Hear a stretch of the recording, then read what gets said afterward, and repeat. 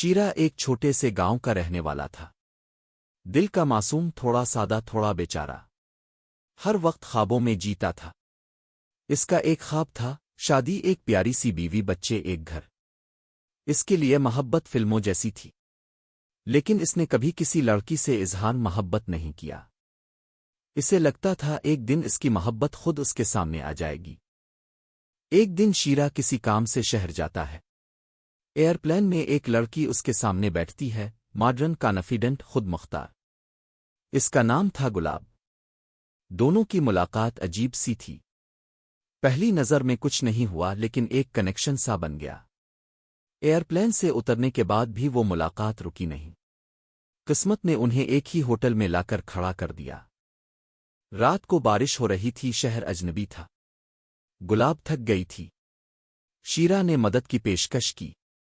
دونوں ایک کمرے میں رک گئے۔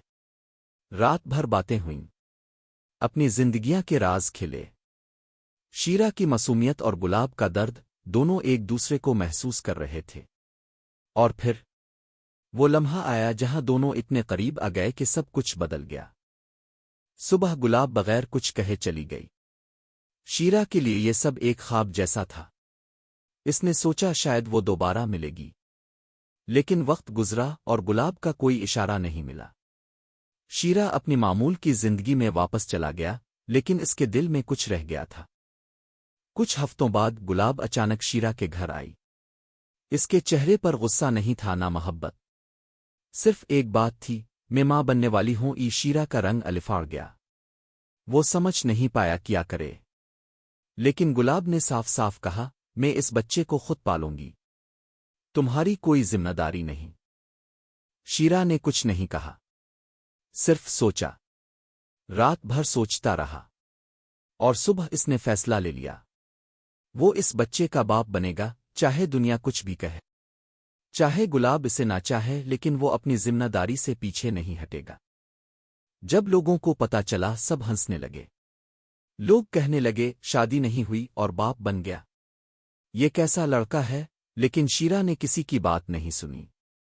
ہر دن گلاب کے ساتھ ڈاکٹر کے اپائنٹمنٹس پر جاتا، اس کے لیے کھانا بناتا، ہر وہ کام کرتا جو ایک ذمہ دار پارٹنر کرتا ہے۔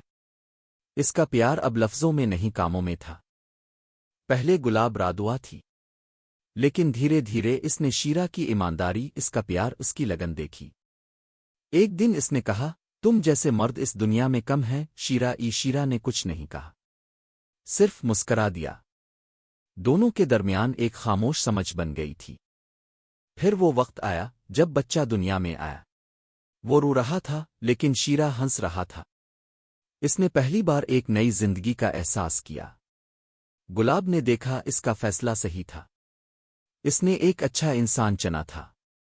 بچے کے بعد شیرہ اور گلاب ایک نئی زندگی کی شروعات کرتے ہیں۔ کوئی شادی کا جشن نہیں ہوتا، لیکن دونوں ایک رشتے میں بندھ جاتے ہیں۔ ایک ایسا رشتہ جس میں بھروسہ ہے، محبت ہے، اور ذمہ داری بھی۔